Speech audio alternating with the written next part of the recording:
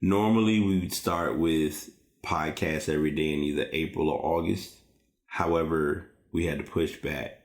So we're calling it PEDS, or Podcast Every Day in September, where you'll hear various topics that will likely have nothing to do with sports, but you'll definitely get a good feel of what's going on in the world thanks to PEDS. All right, y'all, we're not going to really waste any time. We're going to go ahead and jump right into the new episode of The Pass. What's going on, y'all? I'm your host, BT. We are on episode 210. Like I said, these shows will kind of coast a little bit only because, as you know, we're doing a show every day for the month of September. I was unsure because I was initially going to do this episode last night, but I really didn't have any information. And I almost could say I don't have much today, but it's going to be beneficial to talk about today since yesterday was the official Thursday night kickoff leading into this coming Sunday where we're going to have a lot of games. As you all know, I'm a Carolina fan, so 425, I'm hoping to have the show loaded up before then, and we'll go from there. But the season this year, I don't want to use the obvious term, it's up for grabs. The thing that I'm going to point out and look at is this. No one's really going to come out and say it, but I will go ahead and come clean. This year likely will be Tom Brady's last year. So predictions, Super Bowl wise, if the Patriots aren't in the Super Bowl, there's going to be a huge shock or a huge wave to football. I'll go ahead and state that now before I get too into how I'm looking at this season pan out. So, like I said, we'll get into it a little bit. The Eagles played the Falcons last night. It was kind of a tale, as most games are. It was a tale of two halves. Looking at it from the initial standpoint, it looked like the Falcons were the favorite. With a score of 18-12. I didn't watch the game. I didn't have a chance to. I'm going to go on a limb. There were probably a lot of field goals. But all of that being said, the Falcons are in the NFC South.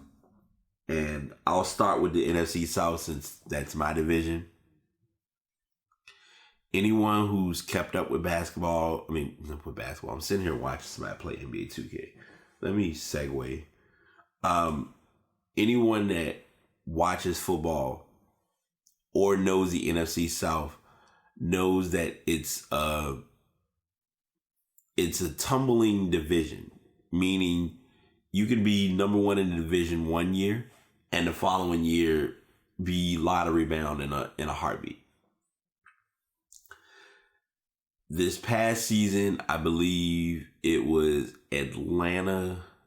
I think Atlanta had the division pretty much theirs to lose. And Carolina was able to get a wild card spot last season.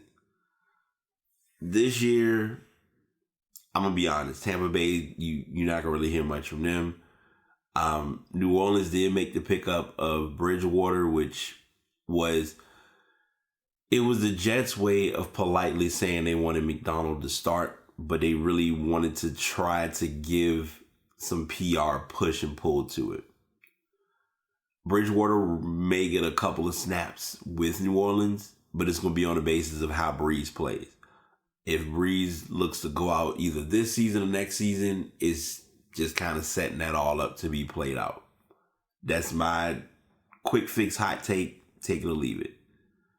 All of that being said, looking at that division, as of right now, it's rare that it occurs, but I feel like Atlanta could repeat the winning. Wild card wise, I don't see anybody really making it this year. It's an early projection. Season will progress, and I'll talk about it more. I'm negotiating on doing this, but I think Monday may be a better shot. Either Monday or Tuesday will probably be when I'll do because I know Tuesdays is usually a better day because by then Sunday games will play, Monday games will play, or Monday night game will play. So Tuesday they'll kind of talk about the whole season or week one at least. But that's what I'm looking at in that division. I'm gonna save the aggressive division last because I always do. The NFC West, you have the Cards, Rams, Seahawks, and 49ers. Everyone's on the 49ers pretty heavy early on because of Jimmy G's 4-0 closing last season. It's going to be, what, as with any player, what have you done for me lately? So if he surprises us this year and actually continues that wave, I'm not saying they're going to go 16-0. Let's pump your brakes. But if they win at least 10, if they go 10-6, that could give them a good spot in the playoffs.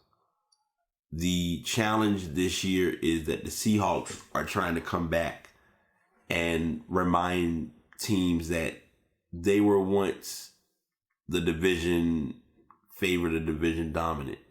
So them having to prove that is going to be their primary objective this year.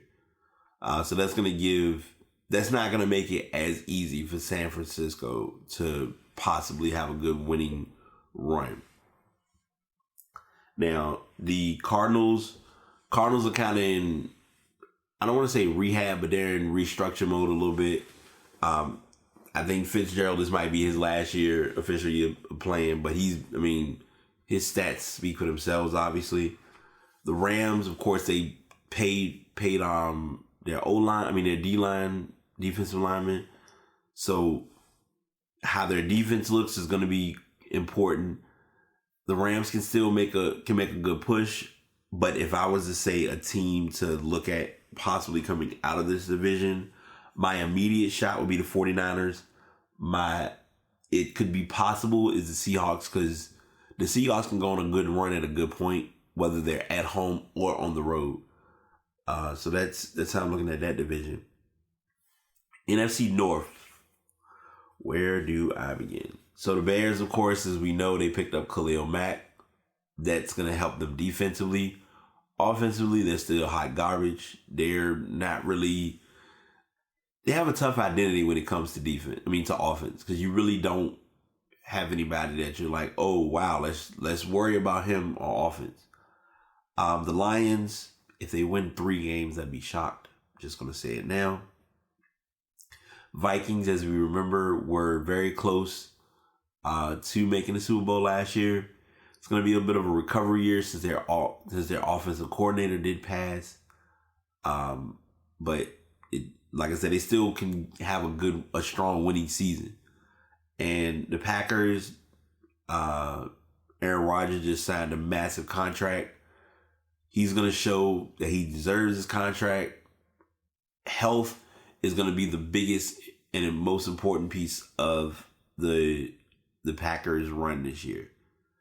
If Aaron Rodgers is healthy, I could see 12-4. I can see 11-5, 12-4. 13-3 would be pushing it, but I can see 11-5 or 12-4. So Packers is going to be my team making it out. Vikings, possible wild card. So that's where I'm at with that division. Now the obvious, I call it one of the most abusive divisions in the NFL, and I'll explain why. I've stuck with this analogy for years. There's no need breaking it now. The Eagles, Cowboys, Giants, and Redskins. 6 games in your division. Coming out of your division at least 5-1 or 4-2, you have a chance. 3-3 is where the struggles begin. But because of how these teams play, they can lose all the other games. But if they play each other and play hard, it becomes the who's seeded and who's had better wins in other places to benefit their team. So the Eagles, of course, when coming off the Super Bowl, I don't know if it's a repeat year or a year of a strong push towards the playoffs. They'll have a good record. Don't get me wrong. Still early though. Cowboys. I'm saying this to be a football fan first and an honest person second. The Cowboys fans and Cowboys team period always has the expectation of going to the Super Bowl every year. Super Bowl bound is possible, but it's also unrealistic if your team cannot win 4 out of their first 7 games. I'm just stating information. Don't shoot the messenger. I'm just gonna speak on it, where I'm standing or how I look at it. The Giants, as we all know, Odell Beckham got paid. Eli's on the verge of getting up out of there, but it also doesn't mean that it's going to be a horrible year for him. Their running back that they got in the draft, he's gonna make a big wave. The tough part with the NFL and this, it's tough to not acknowledge this, but you have to if you watch the game. Running backs' lifespans aren't as long as they used to be in football. So that means you could be a starting running back in 2018, and by 2023, 24, you're a second string, third string, or you may not even be playing football anymore. Because that's kind of the wave of how running backs are, especially if you're on a team where you're a very run-based offense.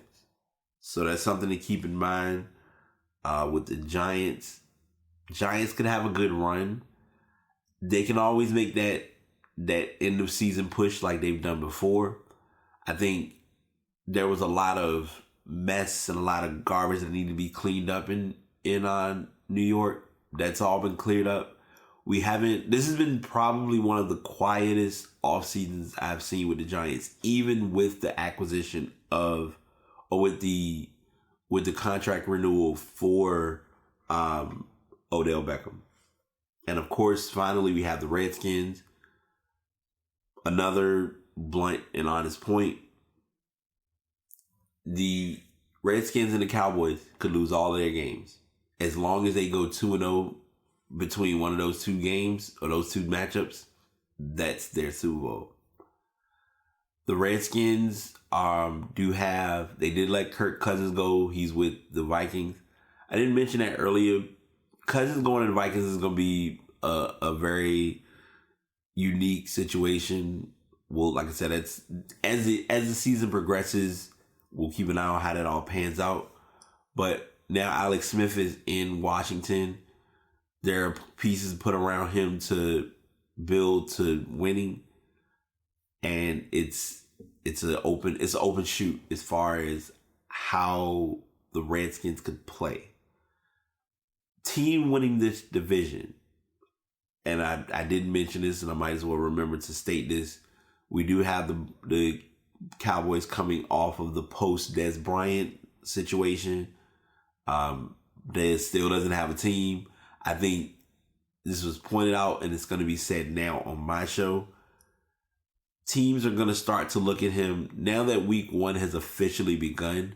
And as we go into the season and teams aren't really having productive play from certain wide receivers, Dez is going to become a more hot commodity, and the team will probably say, hey, we'll go ahead and bring you in. Let's give you a chance. Or let's give you get a contract in place. If it's for a year, 2 years, whatever. Because him getting a max contract is going to be a very tall order. I'll say it like that. Division-wise, don't shoot the messenger again. I'm going to say this now. I feel like the Giants are going to win this division. I feel like the Eagles could be a wild card. The Redskins can kind of be like right on the edge. Dallas, I see winning, going 8-8, 9-7, but still not making the playoffs. That's how tough this division is going to be this year. And it's like I said, These are very, very, very, very early predictions for this division or for the NFL. Now let's jump over to the AFC, and I'm glad they have them in the order that they have them in, so I can go exactly like I want. Starting off with the AFC West, I just mentioned earlier, Chiefs are without Alex Smith. Chiefs still have a solid defense. Broncos have really no solid identity at quarterback. The Chargers are going to be the questionable shot since you still have Philip Rivers. Antonio Gates did confirm he's staying. He is going to play again this year. The Raiders, Derek Carr just signed his big contract last year, so we'll be looking forward to seeing how that continues to play. Picking a team from this division offhand, I would probably say the Chargers early. Broncos, maybe, because you still have Von Miller, one of the top defensive players in the NFL as well. AFC South, Texans, Colts, Jags, Titans. As we all know, the Jags made a strong run last year. Kind of had a shot of giving New England a run. We saw how that turned out. Ramsey is going to be Ramsey. He's been running at the mouth already. Andrew Luck is back. Do we know which Andrew Luck we're going to get? There's not a certainty. Will he play all season? Still not a certainty. The Texans, their rookie quarterback who was hurt will be back this year, so we'll see how he looks. The Titans, Mariota, you know what you're getting with Mariota. Early prediction right now, maybe the Colts. It's all in the health factor. Like, the tough part with picking teams this early on is come week 9, who will still be healthy? Come teams bye weeks, who will still be on the field? So that all has to be put into the equation. AFC North, we have the Ravens, the Bengals, the Browns, the Steelers. This somewhat is a beatdown division in a sense too, because as we all know, the Ravens and the Steelers hate each other with a passion. So if you get a 1-1 matchup from them apiece, that already kind of sways the pendulum in a sense of the division matchups alone. The Bengals, you're really kind of shooting in the dark this year. Marvin Lewis is still there. It's a matter of what year or what blind point they're going to decide to say, let's go ahead and let him go and sever our ties. The Browns, their rookie quarterback is going to be put in he's going to be put in a position to be a deer caught in headlights. Can't really make a strong prediction with him yet, only because they have to play some actual teams and first strings to really measure what we're expecting. Steelers, the big story obviously is with Le'Veon Bell as far as his holdout. He's likely not to play week 1 due to him getting signed under franchise tag because he wants a max contract. Antonio Brown supports him because, it's a business. I talked about this already with the Nike podcast, and I say this a lot, period. It's a business. You can't take to heart when business is involved and your future or your finances are part of that business equation. The Ravens, we know Flacco's going to be number 1 guy.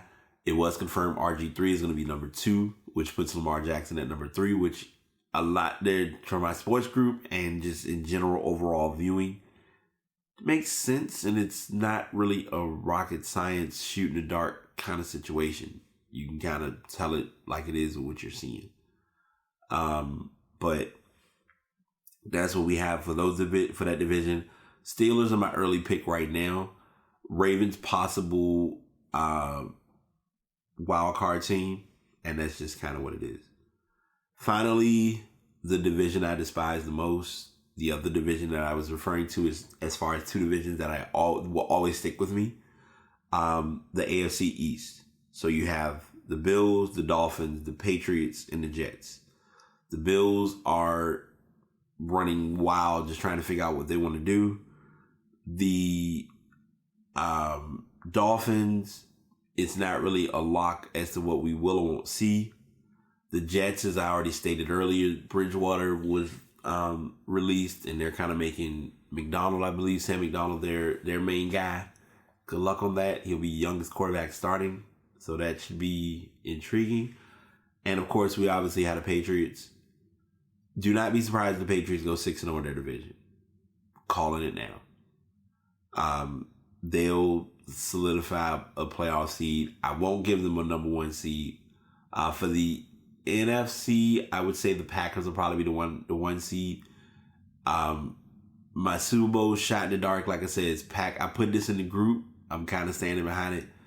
Packers Patriots, and the Packers will toughly lose because they want to give Tom Brady a proper send off. So that's my overall viewing, visual idea, algorithm, whatever you want to call it, for the NFL predictions. And like I said, before I go out there, because as you all know, information for me is kind of at the constraint of the immediate viewing, but also working with what you have and just kind of making it flow.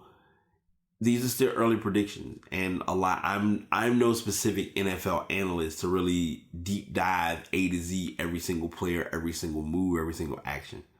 But this is kind of what I'm seeing in observation of teams, of how the teams have looked from last season. Little bit of preseason action, just kind of feeling out the vibes of everybody. Tough for me to even say it, even being unbiased and not putting Carolina in as a wild card, but football and just calling a spade a spade. So that's what I have. As always, thanks for tuning in. Looking to get into podcasting, check out Spreaker.com. Like I said, I did confirm personally that I was having issues with how I was loading my information. So I got that all resolved. And if you're looking to get a microphone, the Blue Yeti microphone is the way to go. I have shared this on my episode 206. If you would like to get a more inexpensive Blue Yeti, get the Blue Yeti Nano. Same quality sound, more inexpensive, a lot more intricate, not as heavy. So just things to think about if you're looking to get into podcasting. I still promise that I'm going to do a podcast talk because I want to help those who are looking to do podcasting and give some little tidbits and tricks that I have learned along the way. So just want to spread the message to those who can utilize the help. All right, y'all. Until next time, this is the Paz signing out. Take it easy. That's it for our show. Thanks for tuning in. If you'd like to go back and listen to any previous episode, you can go to Spreaker.com/BrideTapePodcast, or you can go to PastPodcast.com, where you can listen to all of the latest shows as well as shows from when this podcast first began. Thanks for tuning in, and until next time, the Paz signing out.